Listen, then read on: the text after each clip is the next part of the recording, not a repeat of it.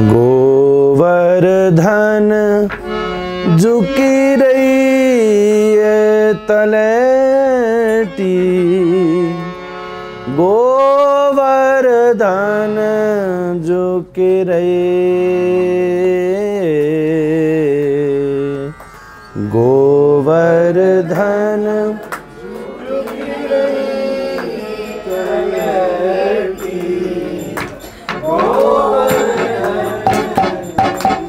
वाह बेटा। गोवर्धन झुकी रही है तलेटी, गोवर्धन झुकी रही,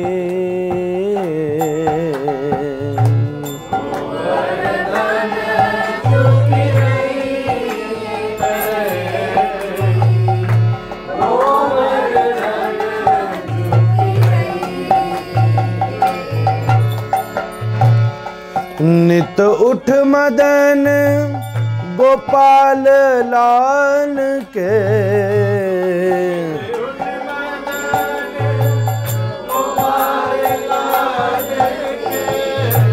नित उठ मदन गोपाल लाल के,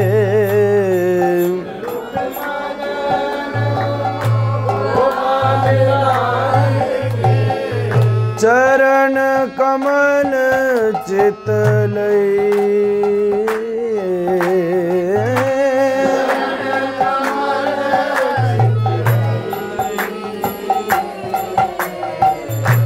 गोवर्धन झुकी रही है तलेटी, गोवर्धन झुकी रही,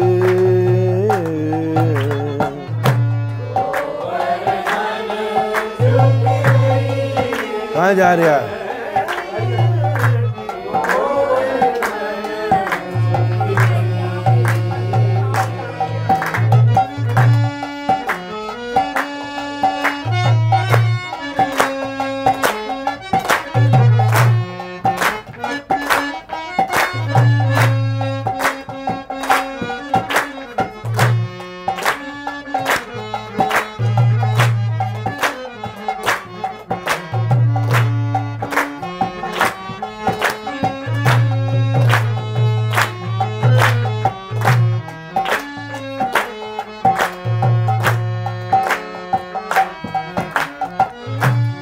तन पुलकित ब्रज रज में लोटत,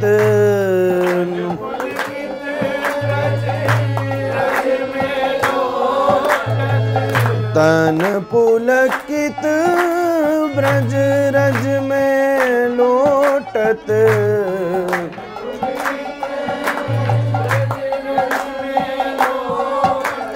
गोविंद कुंड में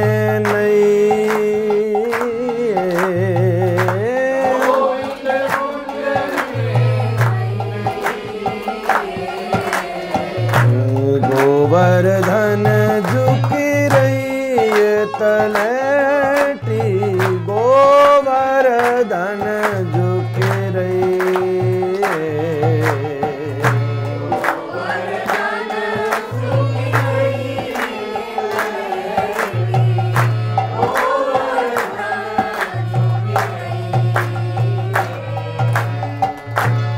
रसिक प्रीतम हित चित की बतियाँ,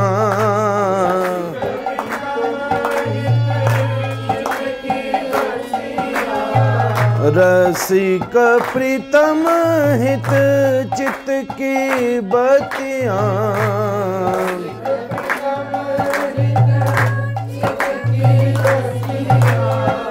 गिरधारी सो कही,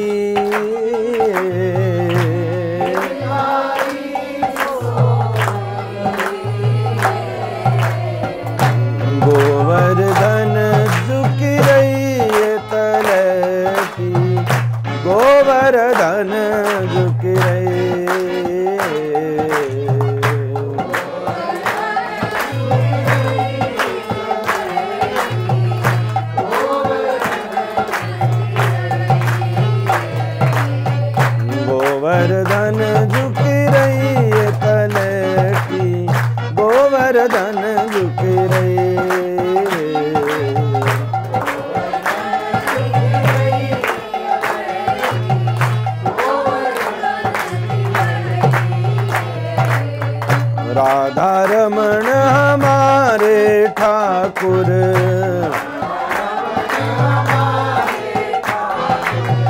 राधा रमण हमारे ठाकुर,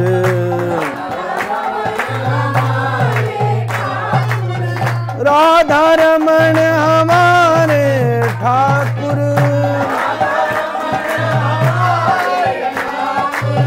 राधा रमण हमारे ठाकुर, ओ राधा रमण हमारे ठाकुर, राधा रमण हमारे ठाकुर, राधा रमण हमारे ठाकुर, राधा रमण हमारे ठाकुर, राधा रमण हमारे ठाकुर।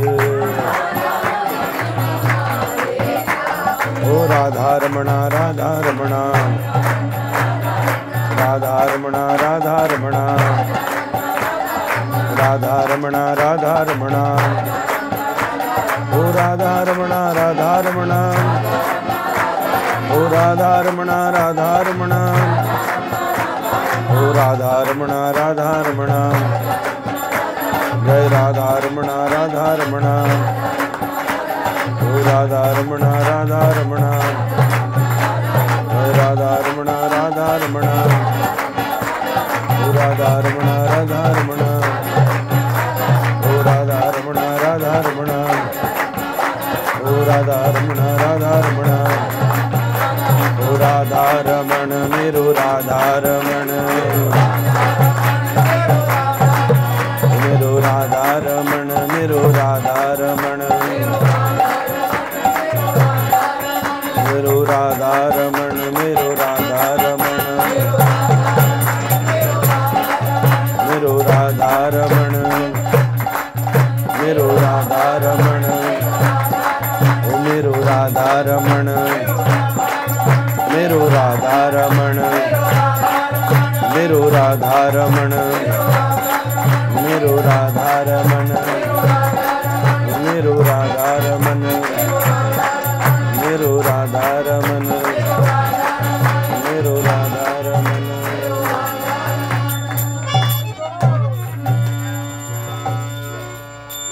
गोवर्धन झुकी रही है तलेटी,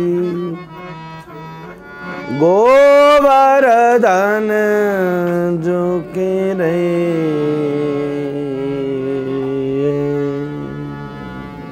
गोवर्धन झुकी रही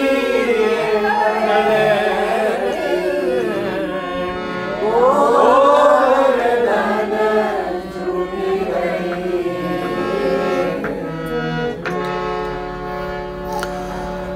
नित प्रत मदन गोपाल लाल के,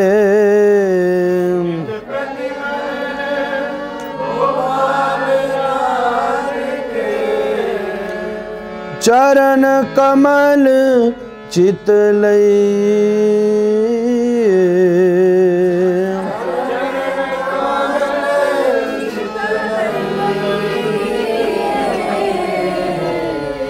गोवर्धन झुकी रही है तलेटी,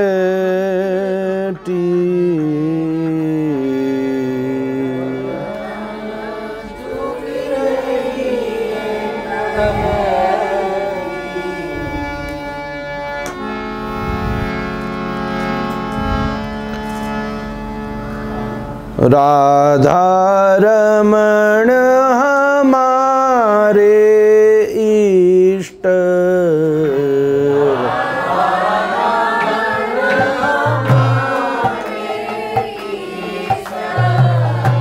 राधा रमण हमारे इष्ट,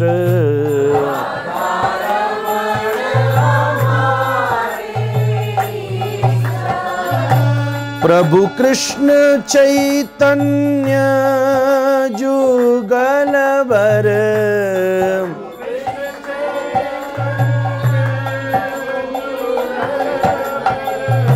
प्रभु कृष्ण चैतन्य जुगल भर।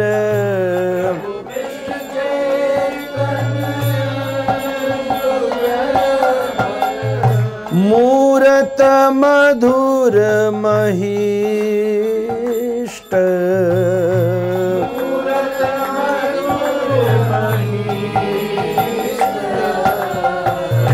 राधा रमण हमारे इष्ट।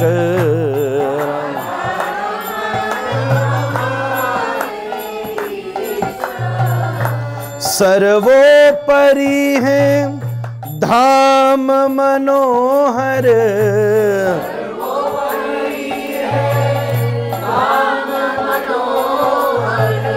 हमारी माता जी बोली राधा रमन जी कौन है? हम बता रहे हैं भैया, सुनो ध्यान से, कौन है?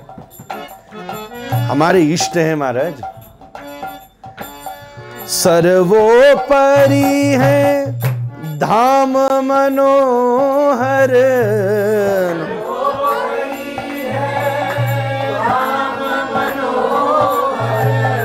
वृंदा विपिन वरिष्ठ।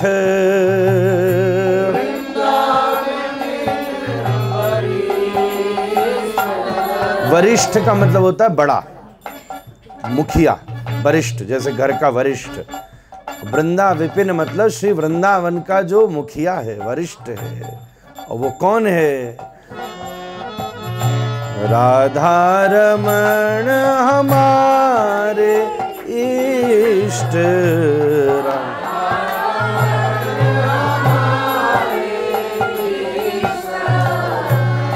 कुंज केली कौतुक कालिंदी।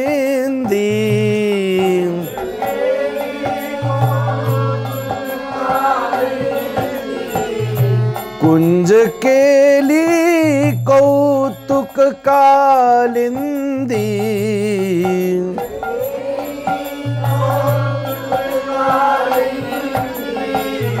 केली करत अति मिष्ठ। केली करत मीठी, मिष्ठ मतलब मीठी। तो कालिंदी के किनारे केली जो कर रहा है वो बड़ी मीठी मीठी मीठी कर रहा है। और वो मीठी केली करने वाला कौन है पता है? जरा सबको बताया करो। क्या? राधा रमण हमारे इष्ट।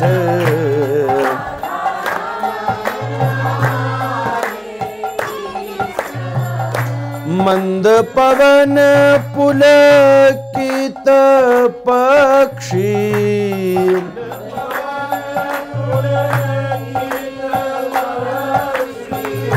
मंद पवन पुलकित पक्षी।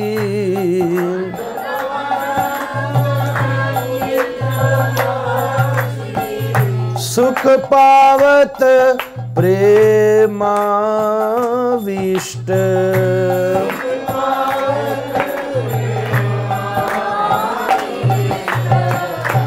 राधा रमण हमारे इष्ट।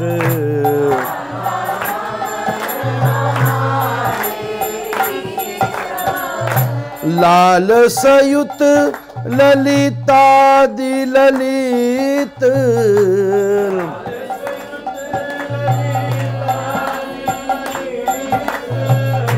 लाल सयुत ललितादि ललित।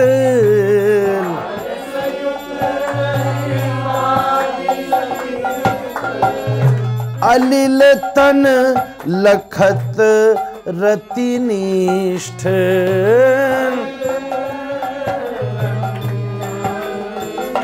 200-500 बार वृंदावन आ जाओगे ना, जब ये शब्द पकड़ में आवेगा। 2-4 महीने 200-500 बार। ललित तन अलिल, अलिल तन लखत रतिनिष्ठ। अलिल तन लखत रतिनी राधा रमन इष्ट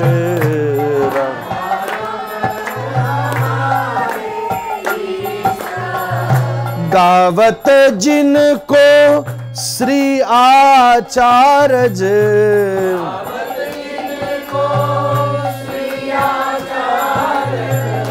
गावत जिनको श्री आचार्य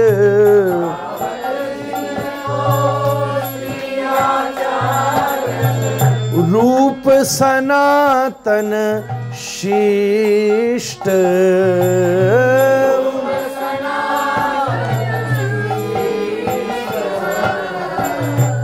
जब राधा रमन जी ब्रज में प्रकट हो गए तो रूप सनातन को अपने ठाकुर जी में मन ना लगते वाला।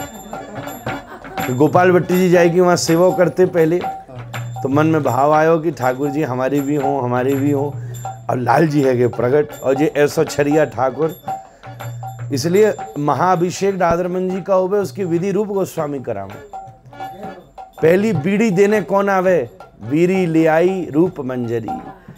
अब इनको मन ना लग रहो, बोले जी तो बिराजी रहो, दौड़ दौड़ के आ रहे। इसलिए आचार्य क्या कह रहे हैं?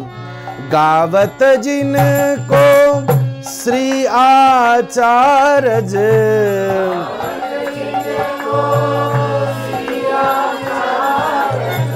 रूप सनातन शिष्ट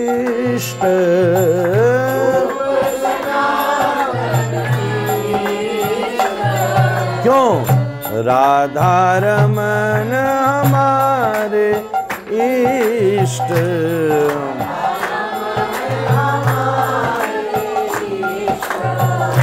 गुरु गोपाल भट्ट गोसाई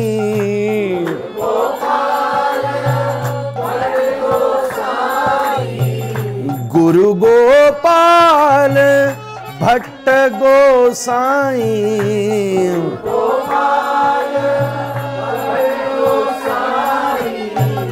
गुण मंजरी गरिष्ठ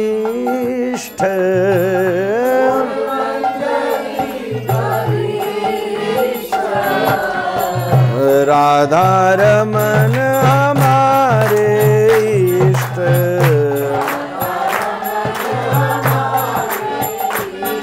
ओ राधा रमन हमारे इष्ट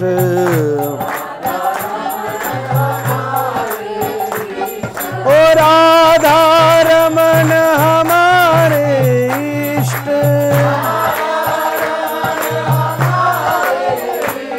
ओ राधा रमन हमारे इष्ट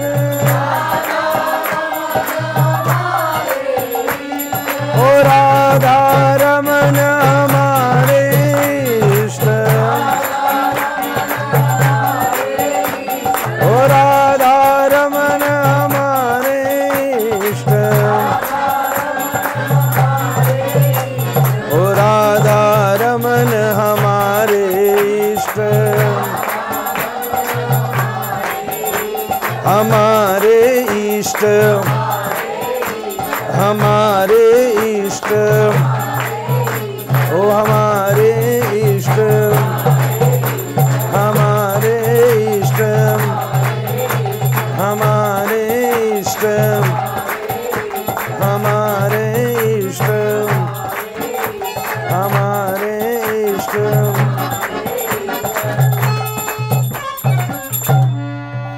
राधा रमन क्या राधा रमन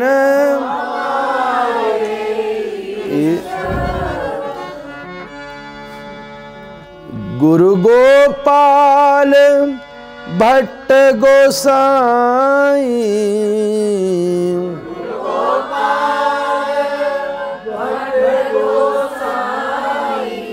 गुण मंजरी गरिष्ठ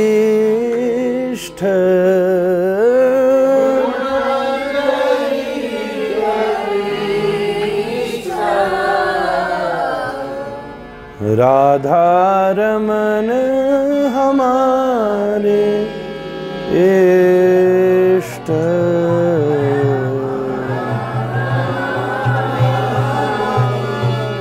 श्री राधा रमण लाल की, श्री राधा रमण लाल की, श्री राधा रमण लाल की।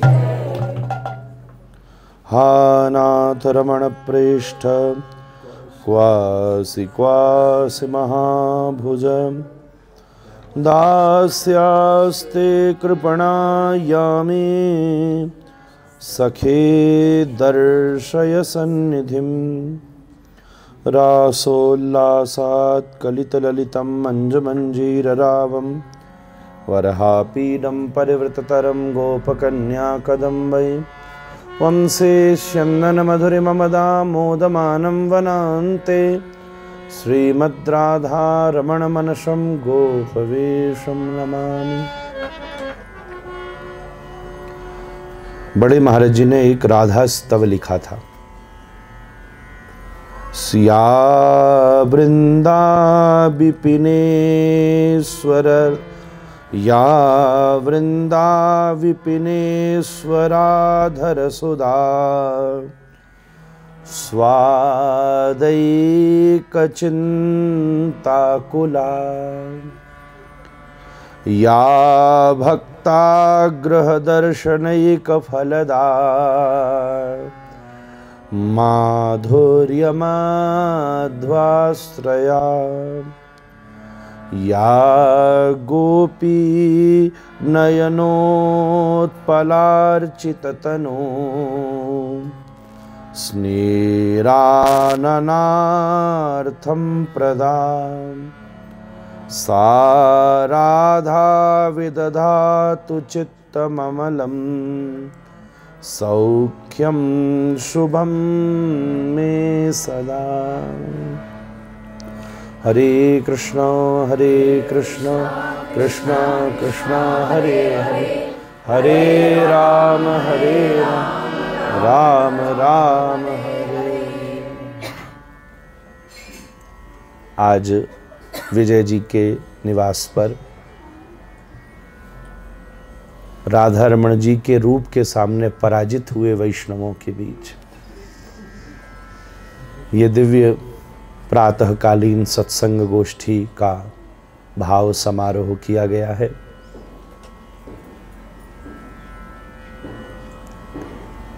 मंजरी आते में मुझे बोली थी, महाराज जी सुंदर सत्संग है, वैष्णव बहुत सारे आ रहे हैं, आप समय पर भी चलें, ऐसा भी हो सकता है कि जगह थोड़ी छोटी हो। तो हमने कहा हमारो राधा रमण भी छोटो ही है, छोटे ही जगह ही जावे, महाराज छोटी जगह ही जावे, छोटो ठाकुर छोटन में ही घुसे हैं। पर ये देखन में छोटो लगे पर घाव करे गंभीर, ये देखन में छोटो है पर गंभीर घाव करे। श्री राधा रमण लाल, सही बात तो ये है संपूर्ण वृंदावन के राजा हैं, ईश्वर हैं, अधिपति हैं। चैतन्य चरितामृत में संबंध, अभिधेय और प्रयोजन तत्व के रूप में श्री गोविंदेव, गोपीनाथ और मदन मोहन विग्रह है। श्री गोविंद, गोपीनाथ और मदन मोहन ही संबंध, अभिधेय और प्रयोजन तत्व हैं। पर एक विग्रह एक तत्व का ही पोषण करता है। एक जगह संबंध तत्व पोषित होगा, दूसरी जगह अभिधेय और तीसरी जगह प्रयोजन। रिलेशन क्या है, किससे है और क्यों है। बहुत लोएस्ट डिग्री में इन तीन चीजों को थोड़ा थोड़ा ऐसे ही सिंपल लैंग्वेज में कहा जा सकता है। किससे है, क्या है और क्यों है। दुनिया में भी तो यही चीज है। मानो हमारा राकेश का संबंध है, अगर राकेश जी का, तो क्या संबंध है। क्यों संबंध है और किससे संबंध है। ये तीन चीजें तो हमें पता होती है। किससे है? राकेश जी से। क्यों है? अब ये क्यों में ही धर्माधर्म है, क्यों में ही हित परहित है, क्यों में ही कल्याण भी है, स्वार्थ भी है, सब कुछ इसी क्यों के में ही तो है। और क्या है? ये क्यों, क्या और किससे के चक्कर में ही सारी कंट्रोवर्सीज हैं सारे सॉल्यूशंस हैं, सारे सॉलिट्यूड्स हैं। आप मंदिर जा रहे हो तो क्यों जा रहे हो? बहुत बड़ा प्रश्न है, क्यों जा रहे हो? कोई कह रहा है क्योंकि हमारी सबरे लोग जा रहे हैं इसलिए हम जा रहे हैं। तो इसका मतलब तो संबंध भगवत तत्व से है ही नहीं, फिर तो जनता के चक्कर में जा रहे हो। वहां हमको दर्शन अच्छा मिल जाता है क्योंकि मैनेजमेंट जानता है, संबंध हिल गया। ठाकुर जी कहेंगे वाह बेटा, और कल मैनेजमेंट हिला दिया तो तुम्हारी भक्ति हिल जाएगी। कोई ट्रबल हो रही हो तो मुझे माफ करना। और संबंध अभिधेय क्यों है, क्या है, किससे है। खैर, भक्ति में भी संबंध अभिधेय प्रयोजन तत्व। प्रयोजन क्यों है? भगवत प्रयोजन का सरल अर्थ यही है ना, रीजन। रीजन, संबंध का मतलब रिलेशन, और उसका उद्देश्य क्या है। व्रज में ये तीन वज्रनाभ जी के द्वारा विग्रह स्थापित किए गए, जो संबंध अभिधेय प्रयोजन तत्व हैं। भगवान के वंशज हुए वज्रनाभ जी, और श्री वज्रनाभ जी को जब द्वारिका समाहित हो गई, भगवान ने लीला स्मरण किया तो ब्रज भेजा। वज्रनाभ जी ब्रज में आए। अभी भी बरसाने के पास में वज्रनाभ जी का स्थान है। थोड़े दिन पहले हमने वहां कथा भी की थी, बड़ा आनंद आया था, क्योंकि वज्रनाभ का ब्रज के प्रति विशेष भाव था। ऐसा कहते हैं ना, कुरुक्षेत्र में जब ब्रजवासी श्री कृष्ण से मिलने गए तो एक रूप से श्री ब्रजवासी और किशोरी जी छाया रूप से द्वारिका ठाकुर जी के संग गए, क्योंकि जो भगवान से मिल लेता है वो मिल ही लेता है। ये भी एक भाव है। तो जब किशोरी जी द्वारिका पधारी, क्योंकि जहां कृष्ण है वहां किशोरी तो है ही है, वैसे तो किशोरी जी ब्रज से बाहर कहीं नहीं जाती। जब कुरुक्षेत्र में किशोरी जी गई हैं तब ब्रज में भी किशोरी जी हैं, एक रूप से कुरुक्षेत्र गई हैं, और वही रूप द्वारिका गया है। जैसे ऐसे समझो, आज के हिसाब में हमारी ये कथा ये टेलीकास्ट कर रहा है, तो कोई इंडिया में बैठकर टीवी में बढ़िया सामने लगा के ध्यान से आपकी तरह सुन रहा है, तो हम वहां भी तो बोल रहे हैं, पर वहां छाया रूप में बोल रहे हैं, आपके सामने प्रत्यक्ष रूप में बोल रहे हैं। तो किशोरी जी कुरुक्षेत्र पधारे, द्वारिका पधारे, तो विशेष ठाकुर जी ने वज्रनाभ की ड्यूटी लगा दी। तो वज्रनाभ का ब्रज के प्रति विशेष भाव था। श्री वज्रनाभ जी ब्रज में पधारे, और श्री श्याम सुंदर की खूब स्मृति में आपके द्वारा 3 विग्रहों का प्राकट्य हुआ। निर्माण शब्द अनुचित है, प्राकट्य हुआ। एक मदन मोहन जी, एक गोविंद देव जी, एक गोपीनाथ जी। सरल भाषा में कहा जाए तो जब एक विग्रह बना तो वज्रनाभ जी ने खूब भाव लगाया, तो मुख तो बिल्कुल वैसा बन गया जैसे श्री कृष्ण है। हृदय, उदर और चरण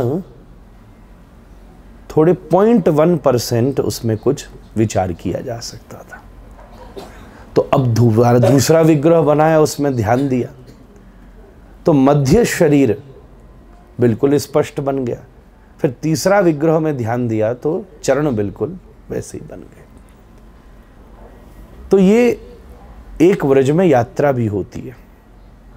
कभी आप सबको करना भी, या नेहरूबी वाले सब साथ में आएंगे, राधा रमण परिवार वाले, तो हम भी साथ चलेंगे एक साथ, कि एक ही दिन में श्री गोविंद देव जी, गोपीनाथ जी और मदन मोहन जी का दर्शन किया जाए। तो संपूर्ण श्री कृष्ण के दर्शन का भाव बनता है। नित्य श्री गोपाल भट्ट गोस्वामी जी इन तीनों विग्रहों का दर्शन करते हैं और तीनों की सेवा करते हैं।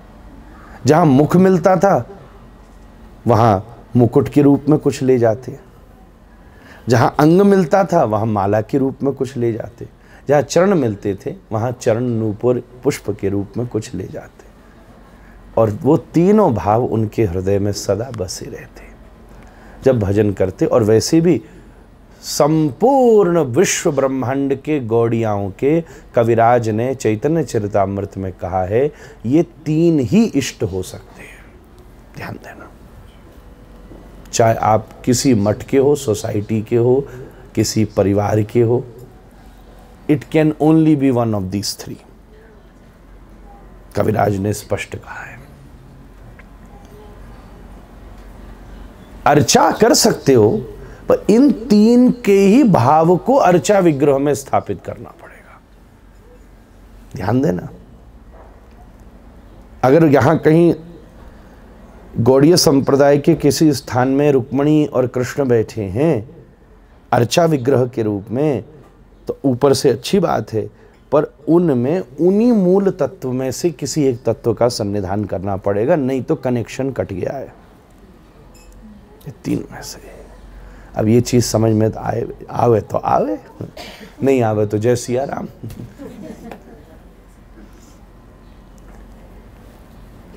तो नित्य गोपाल भट्ट जी,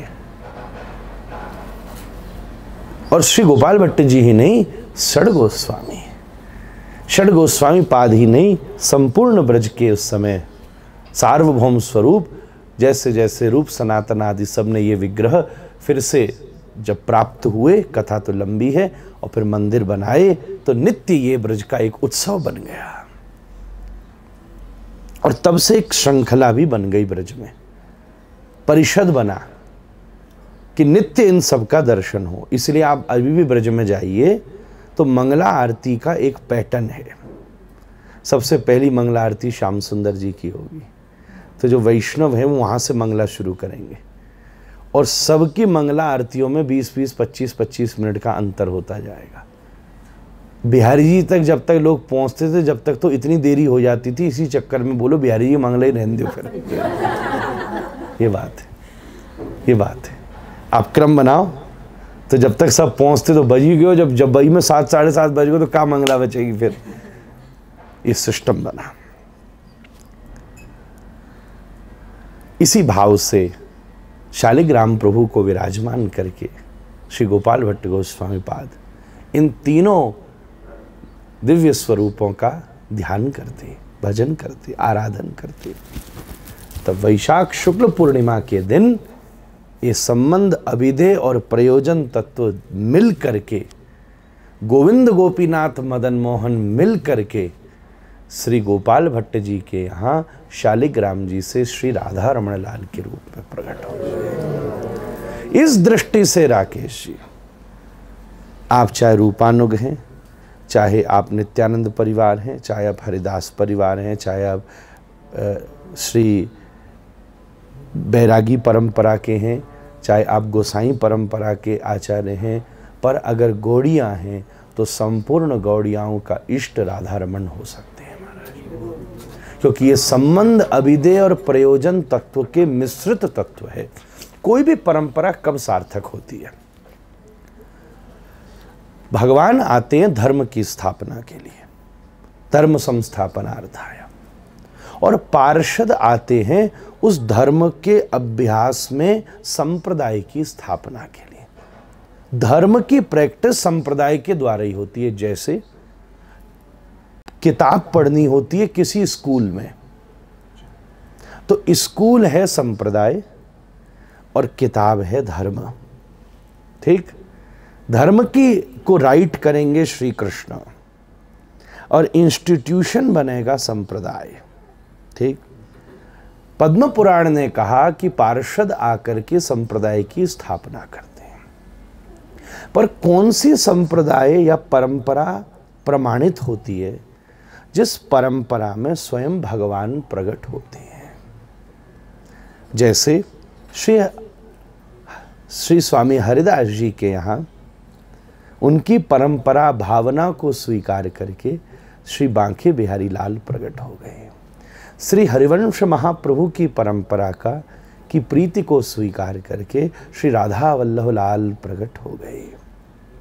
उसी क्रम में श्री निम्बार्क संप्रदाय में प्रभु श्री सर्वेश्वर भगवान, जो छोटे से सनकादिकों से सेवित, इतने छोटे से श्री शालिग्राम भगवान, निम्बार्क संप्रदाय को प्रामाणिकता सर्वेश्वर भगवान देते। कभी ले चलेंगे आपको दर्शन कर। सनकादिकों ने उनकी सेवा करी है। इसी क्रम में श्री रंगनाथ भगवान श्री रामानुज संप्रदाय में प्रकट हो गए। श्री रंगनाथ भगवान स्वयंभू भगवान है। श्री सर्वेश्वर भगवान स्वयंभू भगवान है। इस संपूर्ण गौड़ीय प्रणाली में जितने भी विग्रह हैं वो प्राप्त विग्रह है। गोविंद, गोपीनाथ, मदन मोहन, श्याम सुंदर आदि सब प्राप्त विग्रह हैं। पर इस पूरी प्रणाली की भावना को, उपासना को, इसके प्रेम लक्षणा भक्ति को स्वीकार करके श्री भगवान राधा रमण लाल के रूप में प्रकट हुए हैं। इसलिए श्री राधा रमण लाल के प्राकट्य से गौड़ीय संप्रदाय की प्रामाणिकता स्थापित हुई है। इसलिए जो भी विश्व ब्रह्मांड का गौड़िया है, राधा रमण हमारे इष्ट। और ये न मानो तो आप स्वयं अपनी मूल परंपरा के विरोध। ये मैं कोई अपनी मनगढ़ंत बात नहीं कह रहा, क्योंकि मैं इसका गोसाई हूं ऐसे, और इस भावना से भी कहूं तो कोई गलत नहीं। पर ये इसलिए कह रहा हूं क्योंकि शास्त्र की ऐसी अनुमोदन आज्ञा है। श्री राधा रमण लाल इस संपूर्ण चैतन्य परंपरा के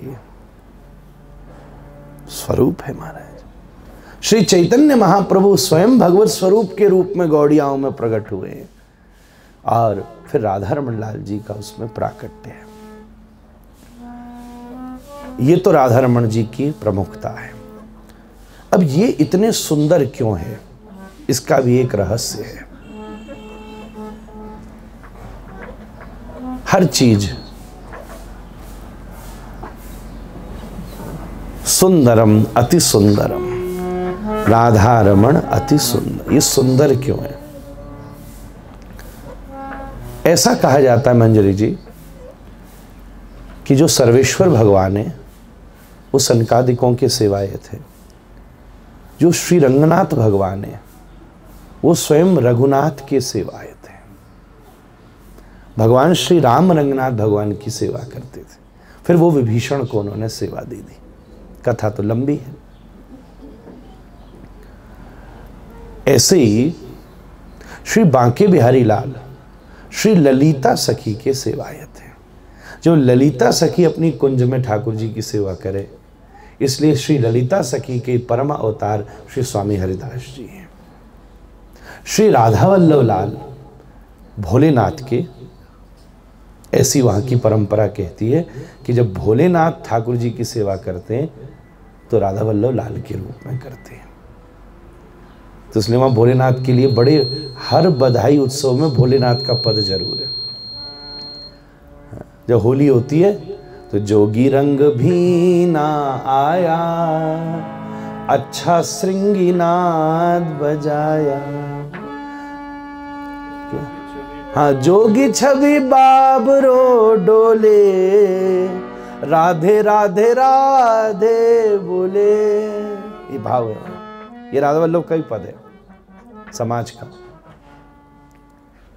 तो जैसे श्री शिवजी के ठाकुर राधा वल्लभ लाल है, ललिता सखी के ठाकुर श्री बांके बिहारी लाल है, श्री रघुनाथ श्री विभीषण के ठाकुर रंगनाथ जी, श्री सनकादिकों के ठाकुर सर्वेश्वर भगवान है।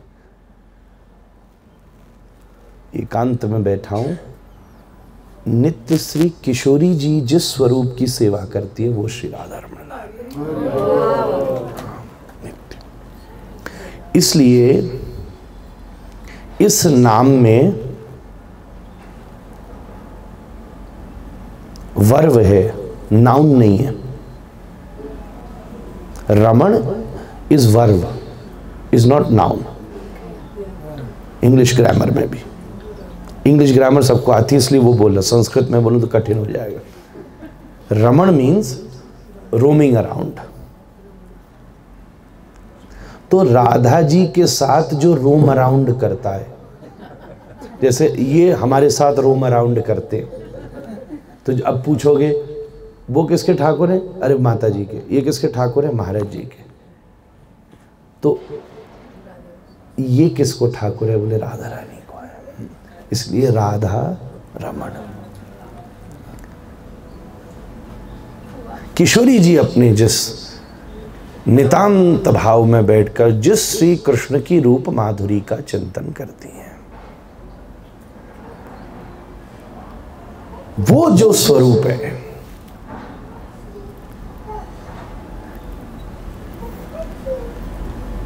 किशोरी जी का हाथ पकड़ के ठाकुर जी रास में भी भाग गए। गोपियां चौंक गई, कहां गया कहां गया? तो देखा जंगल में ये दो के पैर चिन्ह बने हैं। ये कौन है? धन्या अहो अमी आल्यो गोविंदांग्यब्जरेणव। ये कौन है? हम तो सोच रहे थे हम ही कृष्ण की प्रिया हैं, हम सब में से सबसे ज्यादा ये कौन सी है जाकू लेके भाग्यो हमें छोड़ के। आगे गई तो अब देखा एक ही पैर है पर वो दबे हुए हैं ज्यादा। अरे अरे अरे अरे, अनया राधितो नूनम भगवान हरिरीश्वर यन्यो विहाय गोविंद। ये तो लगता है सिर चढ़ी है, मानो चलते चलते थक गई होगी। तो बोली मैं न जा रही। और तो ठाकुर बोले ना ना ऐसा ना, आजा मेरे, मैं तो कंधा पे बैठा दी हूँ। या कंधा बिठाए के लेके गए हो, आजा बैठ जाओ। या हमारे अब पाम दबे हुए हैं, डबल प्रेशर पड़ा है। और जब इस सब के पीछे चलते चलते गोपी मल्लिका के फूल की कुंज में गई, सुगंध आई मल्लिका के पुष्पों की। वहां बगीचा में मल्लिका के फूल थे। भीतर प्रवेश किया तो पीछे कुछ फूल गिरे और ऊपर बेणी बड़ी सुंदर सजी हुई है। पीछे से देखा है और सुंदर वृक्ष है, ठीक उसके नीचे स्वयं अधिष्ठात्री श्री किशोरी जी बैठी हुई हैं।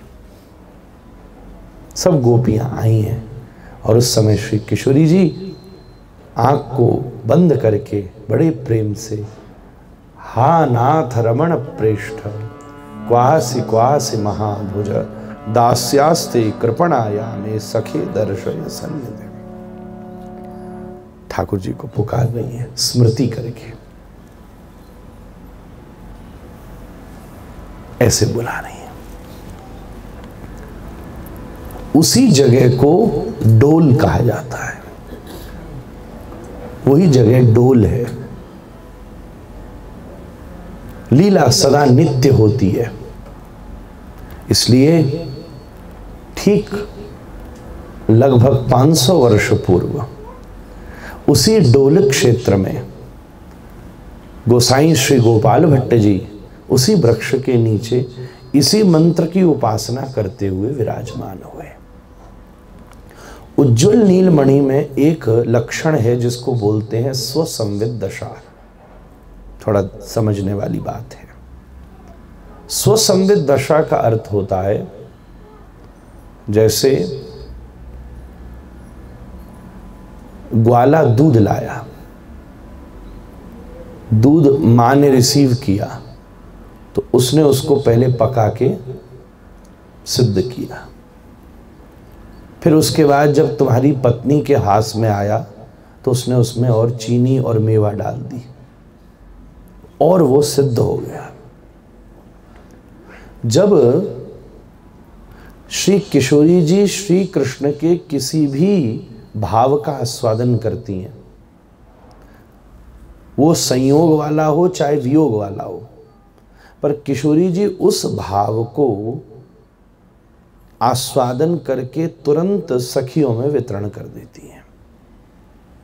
इसलिए सभी जन किशोरी जी के पीछे दौड़ते हैं। ये ऐसे समझो, तुम समुद्र का जल अंचल में भरकर पियोगे तो खारा लगेगा, पर जब समुद्र का जल बादलों से बरसेगा तो रेन में मीठा हो जाएगा। वो सखियां उसी रस को संपूर्ण मंजरियों को और बढ़ा के, मेवा जैसे दूध में डाल दी जाए बढ़ाकर दे देती हैं। तो जिस वृक्ष के नीचे किशोरी जी को श्याम सुंदर के संयोग और वियोग का अनुभव हुआ, उसी वृक्ष पर किशोरी जी ने उस संयोग वियोग भाव को जब सखियों को समर्पित किया तो सखियों के हृदय में से क्या फूटा? गोपी गीत। ऐसे नहीं फूटा, फूटना होता तो पहले ही फूट जाता, पहले भी तो उतनी बिरह में थी, नहीं फूटा, ढूंढ रही थी, डोल नहीं थी। पर जैसे किशोरी जी पहुंची तो संयोगावस्था और वियोगावस्था किशोरी जी ने जैसे ग्वाला दूध लावे और मैया उसको पहले पका के सिद्ध करे, तो किशोरी जी ने जब सखियों को दिया तो पका सिद्ध था, और जब वो पका हुआ सिद्ध जब प्रकट हुआ तो गोपी गीत के रूप में 19 श्लोकों के रूप में प्रकट हुआ।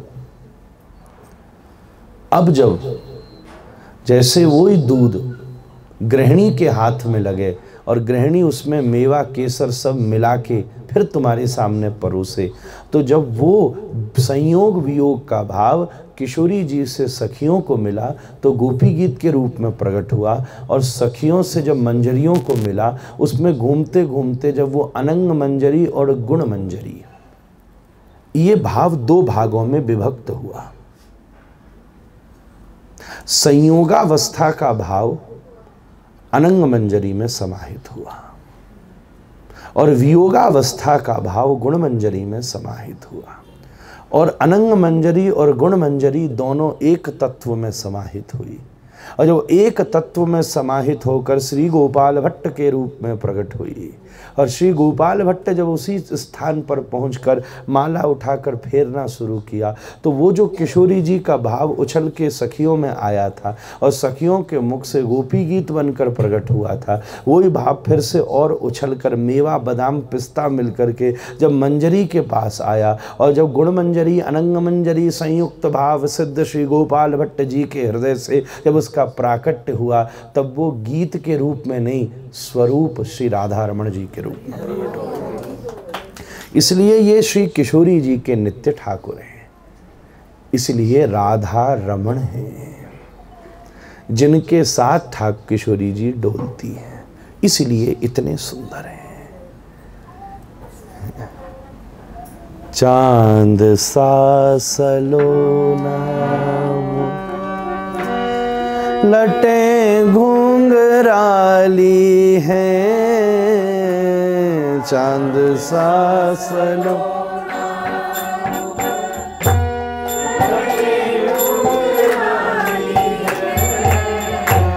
चांद सा सलोना मुख लटें घुंघराली हैं,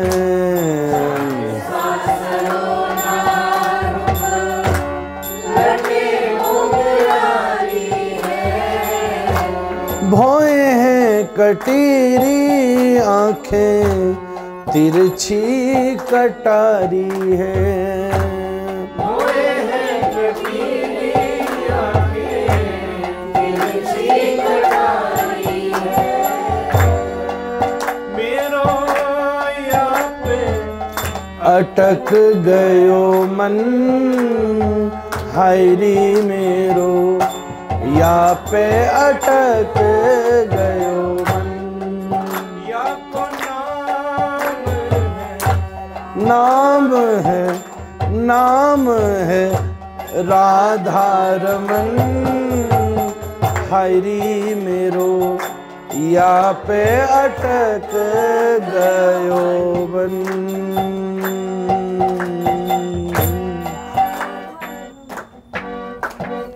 श्री राधा रमण लाल की।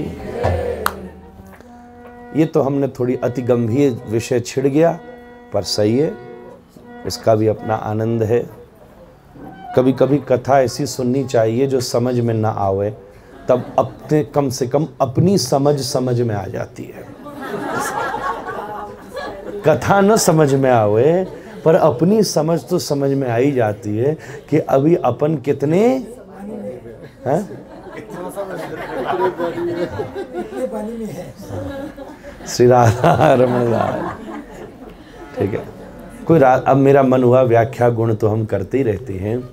आज वैसे भी संध्या के 5 सत्रों में हम श्री ठाकुर जी के नाम, धाम, रूप, गुण और लीला 5 विषयों पर चर्चा करेंगे।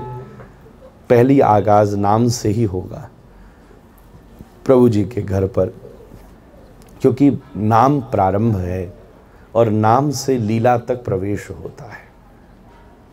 तो नाम, फिर उसी क्रम में धाम, रूप, उसी क्रम में गुण। वैसे तो नाम के बाद सबसे पहले गुण का अनुभव होता है, क्रम देखा जाए तो। नाम के बाद गुण आकर्षित करते हैं, गुण के बाद धाम, धाम के बाद रूप, और कभी कभी गुण के बाद रूप फिर धाम। इसलिए ये सीक्वेंस नहीं है, इसको सीक्वेंस नहीं समझना। कुछ भी कैसे भी हो जाता है। कई बार ऐसा होता है ना कि पहले धाम अट्रैक्ट करता है फिर रूप अट्रैक्ट करता है। कई बार ऐसा होता है, कई बार रूप पहले अट्रैक्ट करता है फिर धाम करता है। कई बार ऐसा होता है कि पहले गुण अट्रैक्ट करता है। ठाकुर जी का करुणा में गुण है, ये ऐसा अलग अलग बातें हैं। जैसे श्री सुखदेव जी को पहले रूप अट्रैक्ट किया, उसके बाद उनको गुण अट्रैक्ट किया। अहो बकीयम स्तन कालकूटम, 2 श्लोक सुनाए थे ना विद्यार्थियों ने। तो पहले रूप, फिर रूप से इतना नहीं आया, बरहा पीडम हो गए सुंदर, पर जब स्वभाव बताया कि जहर देने वाली को भी पकड़ लिया, तो फिर हाँ गुण तो बहुत अच्छा है। ऐसे सुखदेव जी की भाव बनी। तो सीक्वेंस नहीं है, वो क्रम है। पर मेरे मन में एक बात आई है कि आप सब लोग श्री राधा रमण जी की सेवा, रूप, धाम, गुण, किसी भी क्रम के विषय में कोई आपके मन में बात हो तो हम उस पर चर्चा एक आध और करके और राधा रमण लाल की जय करें। हमको जो सुनाना था वो तो हमने सुनाई दिया, क्योंकि हमने उनके प्राकट्य की कथा तो सैकड़ों जगह सुनाई है। YouTube के ऊपर भी अवेलेबल हैं, हमारी क्या बहुत इजीली आजकल अवेलेबल हैं कि कैसे श्री गोपाल भट्ट जी के मन में भाव हुआ, कैसे शालिग्राम से राधा रमण जी प्रकट हुए। ये जो एक सहज कथा है, जो वास्तविक है, वो तो है ही है, पर उसके भीतर का जो रहस्यात्मक पक्ष था, जो कि रस पक्ष था, वो हमने माता जी के निवास पर छेड़ा। हो सकता है उसके अधिकारी अनाधिकारी लोग हों, उतनी समझ आवे ना आवे वो तो अपनी अपनी योग्यता है। पर खिड़की बंद करने के बाद भी सूरज उगना बंद नहीं करता है। हमारे बात तो कहनी है, चाहे बात पहुँचे न पहुँचे, पर कथा सदा ही हितवाचक होती है। कई बार जब कोई कथा सुनी जाती है, वो कथा उस दिन समझ नहीं आती, पर उसके 25 वर्ष के बाद में समझ में आती है कि वो कथा वो उस दिन वो कही गई थी, तब भी उसका प्रभाव वैसा ही होता है। तो मेरे मन में भावना ये आ गई कि हम लोग कोई पर्टिकुलर बात किसी के मन में हो तो हम उस पर चर्चा करें। श्री राधा रमण लाल की।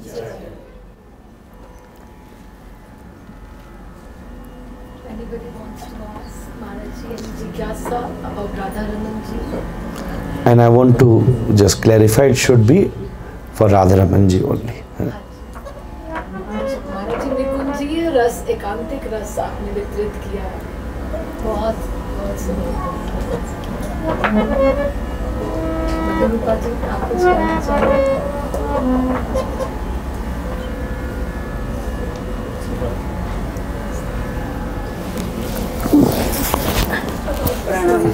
प्रणाम माता।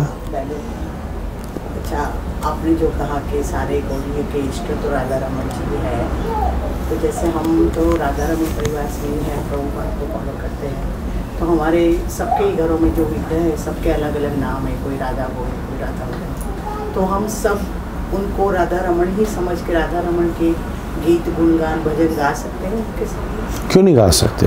उस विग्रह में राधा रमन जी का जो हमने इशारा किया कि पहली बात तो यह है कि जब मैंने गौड़िया शब्द कहा तो यहाँ प्रभुपाद जी या राधा रमन परिवार या मठ ये सब शब्द डिसअपियर हो गए।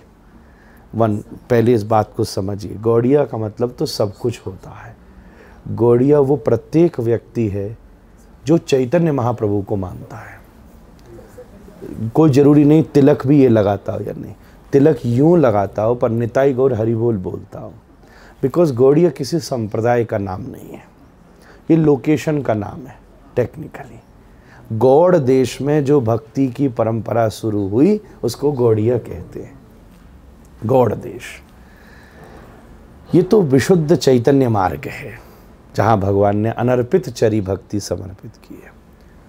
इसलिए आप कहीं भी रहें, कैसे भी रहें, आपसे ज़्यादा तो प्रभुपाद को हम फॉलो करते हैं तो इसीलिए, और ये बात हम में और प्रभुपाद को पर छोड़ दीजिए कि कौन किसको करता है, अब ये छोड़ो। पर मूल बात आपने जो और दूसरी कही, हमने वो बात अपनी कथा में कह दी है कि जब गोविंद गोपीनाथ मदन मोहन तीन विग्रह, और क्योंकि तीनों ही विग्रह राधा रमण हैं, तो गौड़िया पूरे ब्रह्मांड में किसी भी जगह अगर मंदिर बनाएगा, घर और अ पब्लिक टेम्पल, उसमें किसी भी प्रकार का विग्रह रखेगा, उस विग्रह में गोविंद गोपीनाथ मदन मोहन और या तीनों के मिश्रित स्वरूप श्री राधा रमण जी, उसी तत्व का आवाहन करना होगा। अगर उस तत्व का आवाहन नहीं होगा तो कार्य नहीं बनेगा। आप वही बात नहीं, हमारे भी जितने वैष्णव हैं सबके घर में अपने अपने ठाकुर जी, जैसे श्री राधाकांत वहाँ विराजते हैं, तो श्री राधाकांत के रूप में तो है ही है, पर मूल रूप में जो उनमें जो तत्व है वो तो श्री राधा रमण जी का ही भाव तत्व है। ऐसे करके हमारी सेवा सब चलती है। अलग मानेंगे तो बिगड़ जाएगी बात।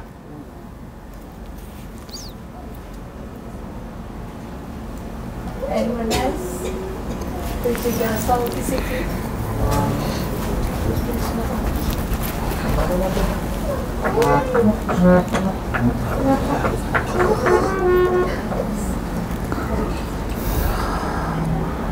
Raji, I really want to know about the secret of the smile, because I have not seen him till now. I've been to Vrindavan.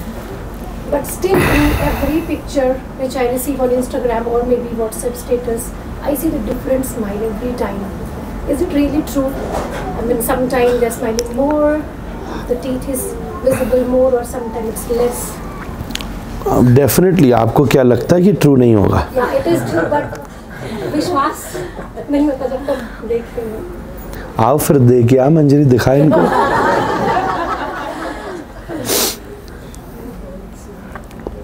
देखो, ये बात तो सदा ही है कि राधा रमण जी की जो मुस्कुराहट है, वो एक वो लाइन है ना उस भजन में, मुस्कुराते हो तो जी उठते हैं मरने वाले,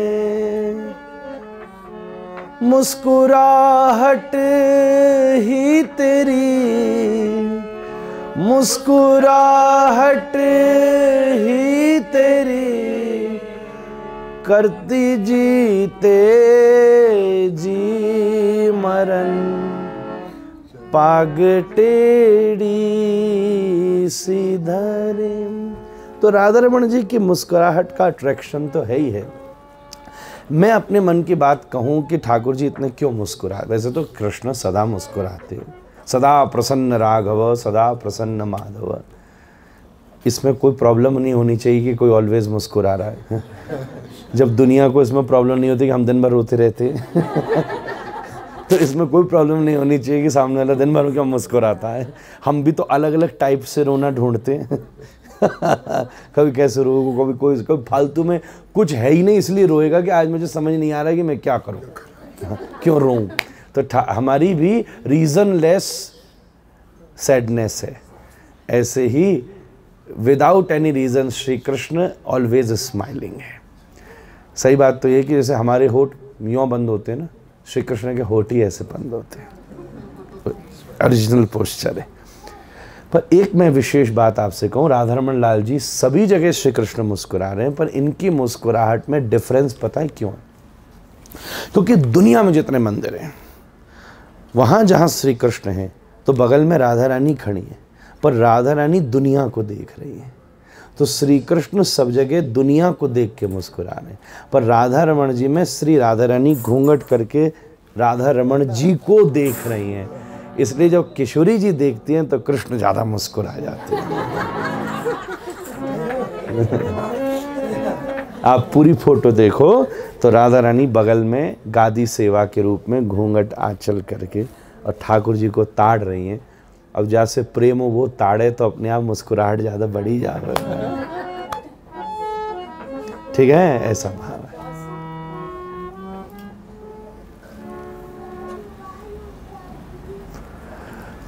और ठाकुर जी की दंतावली है बड़ी सुंदर है। क्योंकि एक चीज हम आपसे कहें, किसी और मूर्ति की तरह राधारमण जी नहीं है।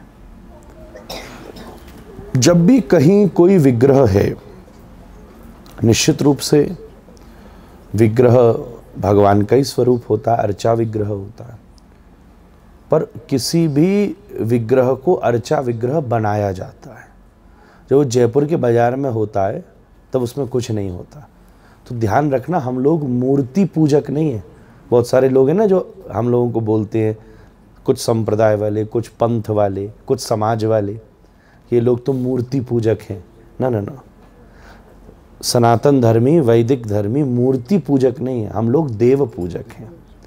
मूर्ति में जब देवता आ जाता है तब उसकी पूजा करते हैं, और जब उससे देवता का विसर्जन हो जाता है तो मूर्ति को भी विसर्जन कराते हैं। जैसे नवरात्रि, गणेश उत्सव होता तो कोई ऐसे बनाता है, कोई मिट्टी से ही बनाता है। कभी कभी पंडित जी पूजा नहीं कराते, उस सुपारी, चावल, कलश, तो उसमें पहले मंत्रों के द्वारा देवता का आवाहन करते हैं, और जब उस तत्व में देवत्व विराजमान हो जाता है तो उसकी अर्चना करते हैं। और जब बाद में कहते हैं गच्छ गच्छ सुरश्रेष्ठ, ये मंत्र ध्यान से सुनना, कभी घर में आगे पूजा करवाओ तो गच्छ गच्छ सुरश्रेष्ठ स्वस्थाने, जाओ जाओ जाओ अपने स्थान पर प्रभु पधारो। और जब उस तत्व से देवता चला जाता है तो उसकी पोटली बांध के नदी में डाली आती है, समंदर में फेंके आते। फिर उसका मूर्ति से कई लोग फोटो डालते हैं ना कि वो महाराष्ट्र में खास गणेश चतुर्थी का देखो गणेश जी की मूर्ति कैसे टूटी टाटी समुद्र के किनारे पड़ी है, ये हिंदू लोग करते। इस बात को समझो तो सही, हम वो शेप को थोड़ी ना पूज रहे हैं, उस शेप में जो देवत्व है उसका आवाहन कर रहे हैं। और जब देवत्व का विसर्जन कर दिया तो वो किसी भी एनी अदर पार्टिकल की तरह है, फिर उसका कोई महत्व नहीं बचता है।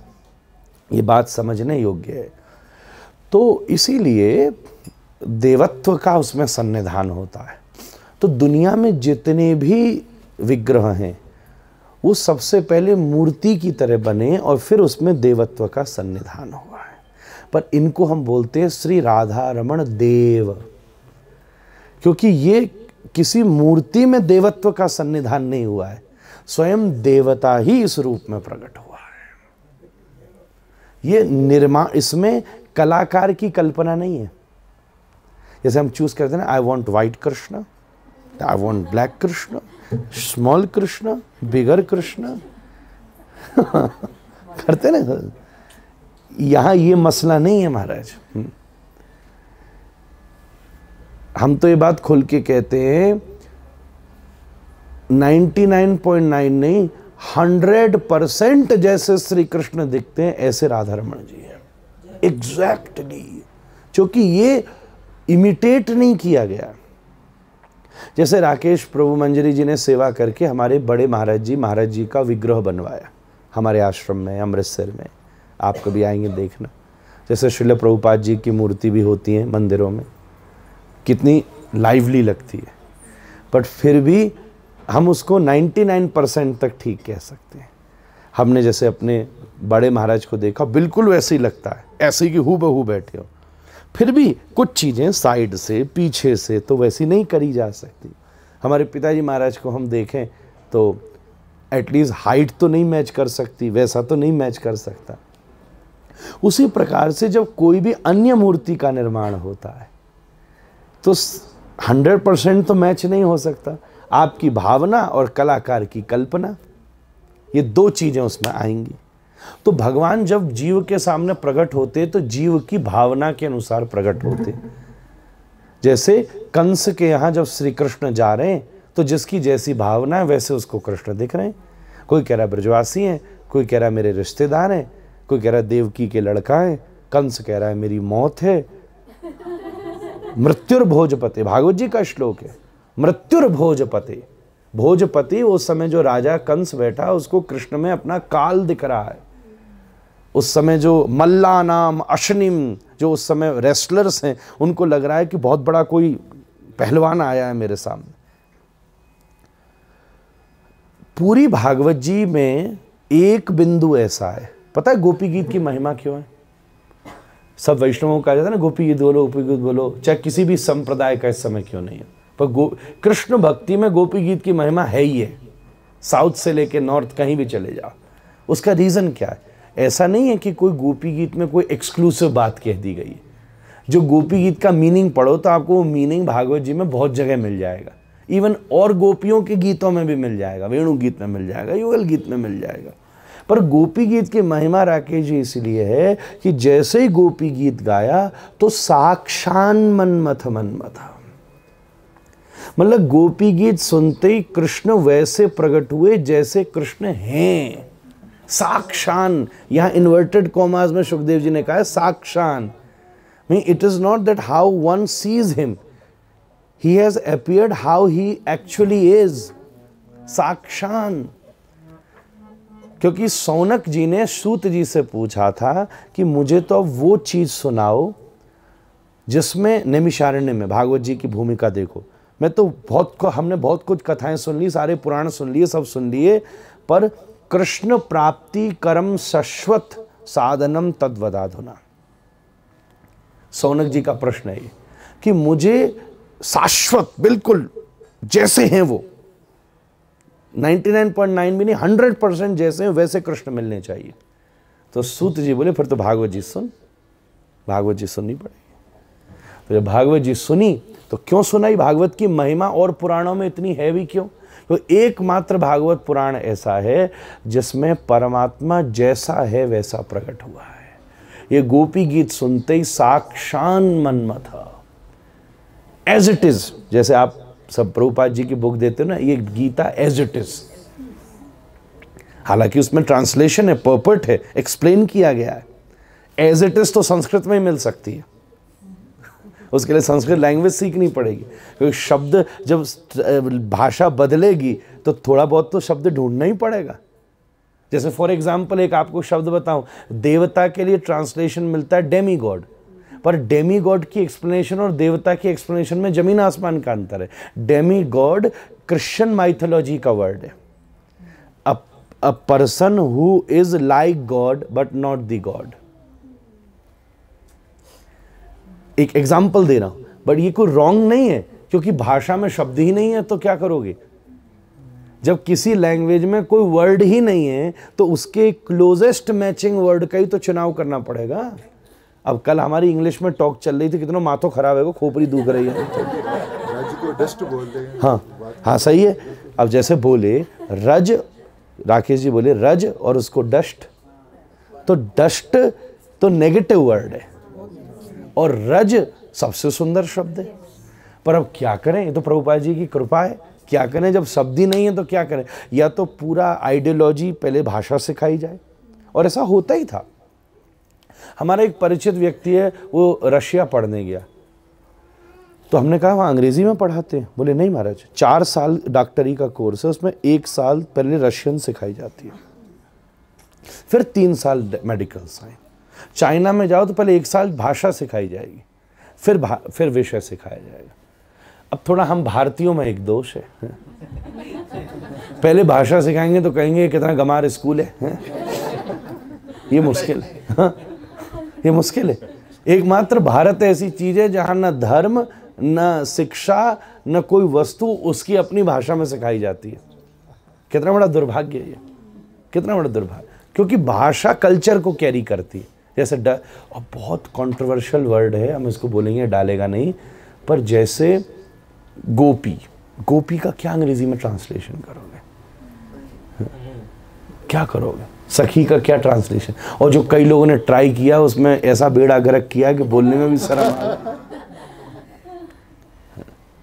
एक कोई अंग्रेजी ट्रांसलेशन में पढ़ रहा था तो कोई वैष्णवी, उसने लिखा गर्लफ्रेंड्स ऑफ कृष्ण लिख दिया। हाँ, अबे मैंने कही माँ तो खराब है वो कवैया,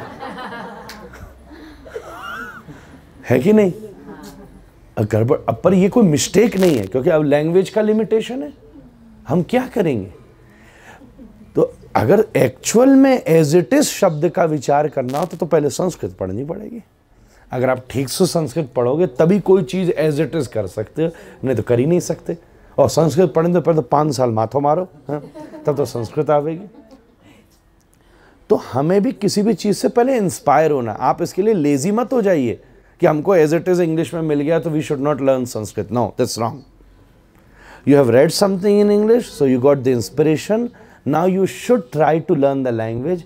एंड मैं आपको सच बात बोलता हूँ, आज अगर आपको केवल संस्कृत भाषा का थोड़ा सा भी प्रवेश हो गया ना, तो गीता को देखने का नजरिया बदल जाएगा। राकेश जी, अगर संस्कृत भाषा आ गई ना केवल, और संस्कृत भाषा से हमारे यहाँ के ग्रंथों को देखना शुरू किया, तो पहला एक्सपीरियंस आपका होगा कि India is the most advance country in the world. अभी जो आप मेटावर्स की बात कर रहे हो, हमारे वेदों में मेटावर्स कब से लिखा है? स्कंद पुराण में भगवान जगन्नाथ ब्रह्मा जी को कह रहे हैं खुद, 3.5 करोड़ वो हैं ब्रह्मांड। लीला जब होती है तो अभी भी राम जी की लीला हो रही है, पर किसी दूसरे प्लेनेट पे हो रही है जहां त्रेता युग चल रहा है। ये हमारे यहाँ की फिलॉसफी है। इस समय कृष्ण लीला हो रही है, टाइम यही है, लोकेशन दूसरी है। किसी 4th ब्रह्मांड में कहीं वृंदावन में ब्रह्मा जी की आयु में श्री कृष्ण प्रकट होकर वहां लीला कर रहे हैं ना, right now. So if you are a good devotee, you can enter from here, leave this body and enter there in the लीला, प्रकट लीला। इसको मेटावर्स तो आजकल लोग समझ रहे हैं, हमारे यहाँ तो तब से इसका दर्शन है, तब से लिखा हुआ है, संस्कृत समझ लो तो खैर बात हमारी कहीं से कहीं चली गई। हम क्या कह रहे थे? एज इट इज पर, एज इट इज 100%। तो गोपी गीत में जो श्री कृष्ण प्रकट हुए वो एज इट इज प्रकट हुए, एज इट इज, बिल्कुल जैसे। और राधा रमण जी भी बिल्कुल एज इट इज कृष्ण है। कोई जैसे स्वामी हरिदास जी जैसी ध्यान रखते थे, बिहारी जी वैसे प्रकट हुए। हरिवंश जैसा ध्यान रखते थे, वल्लभ लाल उससे प्रकट हुए, सब वैसे प्रकट हुए। रूप गोस्वामी पाद को तो स्वप्न आया कि मैं यहाँ हूँ, तो उनको तो वज्रनाभ जी के द्वारा निर्मित विग्रह की प्राप्ति हुई। मैं ये कोई कंपैरिजन छोटे बड़े के लिए नहीं कह रहा हूँ, प्लीज़ एक्सक्यूज मी, मेरे को डंडा नहीं पड़वा देना। छोटा बड़ा का बात नहीं है ये, छोटे बड़े का कोई गुण नहीं है महाराज, हाँ बिल्कुल नहीं है इसमें, दूर दूर तक इस बात का अंश भी नहीं है। परंतु चूंकि श्री गोपाल भट्ट जी किनका चिंतन करते हैं? श्री गोपाल भट्ट जी चिंतन करते हैं गोविंद गोपीनाथ मदन मोहन। और श्री गोविंद गोपीनाथ मदन मोहन कौन है? जो वज्रनाभ जी ने बनाए। और श्री वज्रनाभ जी ने 3 क्यों बनाए? क्योंकि एक कृष्ण एक विग्रह में घट ही नहीं सके, तो 3 में उन्होंने तो श्री कृष्ण को की गोदी में खेले, एज इट इज देखा है। तो वो जो एज इट इज वो मेडिटेट करते हैं, तो वो as it is Shri Krishna Radha Raman Lal के रूप में प्रकट हुए। एक बात हम और बताएं, हम श्री राधा रमण जी के को न तो स्वरूप समझते, न विग्रह समझते, न मूर्ति समझते, हम राधा रमण जी को ठाकुर जी समझते हैं। इसमें अंतर होता है। एक स्पेसिफिक पोस्चर मूर्ति है, रिप्रेजेंटेशन स्वरूप है। ध्यान से सुनना, that same thing is in something else is the स्वरूप। ठीक है, जैसे संगीत का स्वरूप मृदंग है, कि संगीत तो कुछ एक इनविजिबल चीज है ना, वो किसी मीडियम से तो प्रकट होगी। तो हारमोनियम क्या है? संगीत का स्वरूप। मृदंग क्या है? संगीत का स्वरूप। तो श्री कृष्ण का ये स्वरूप, इस मीडियम से श्री कृष्ण तक जाया जा रहा है। विग्रह क्या है? विग्रह है एक प्रकार से अभिज्ञान। अभिज्ञान का मतलब है कि जब हम किसी वस्तु से किसी के होने का एहसास करते हैं। जैसे कभी कभी होता है, if someone is close to his father और father is no more now, so he keep something और क्रिएट समथिंग। जैसे राकेश जी ने जो बनाया उसको हम विग्रह कहेंगे। बड़े महाराज जी, जो प्रभुपाद जी का जो है वो क्या है? विग्रह है। ये विग्रह है प्रभुपाद जी का, क्योंकि इस भाव से उन तक पहुंचा जाता। राधा रमण जी मूर्ति भी नहीं है, विग्रह भी नहीं है, स्वरूप भी नहीं है। ये स्वतंत्र ठाकुर है। इसकी अपनी लीला है, इसका अपना गुण है, इसका अपना प्रकाश है, इसका अपना नाम है, इसकी अपनी कला है। ये ठाकुर यशोदानंदन ही नहीं है, ये ठाकुर राधा रमण है। ये बात है, केवल यशोदानंदन नहीं है, ये वो विशेष रूप से, इस रूप से प्रकट होता है। चला जाए अब।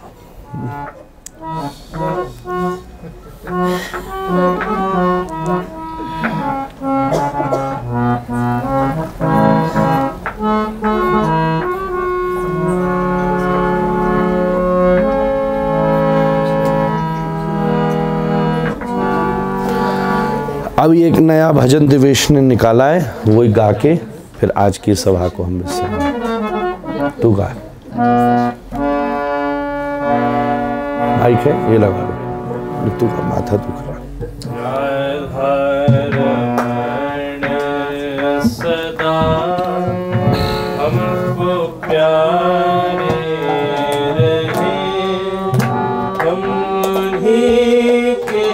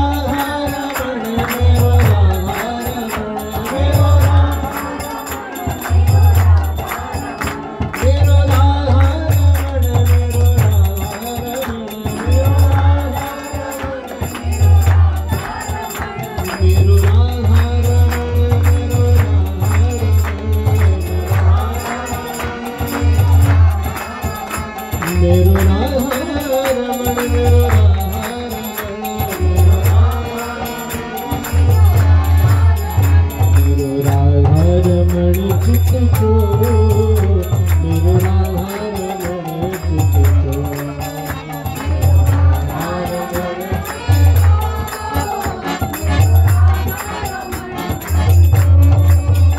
मेरो राधा रमण चित चोर मेरो राधा रमण चित चोर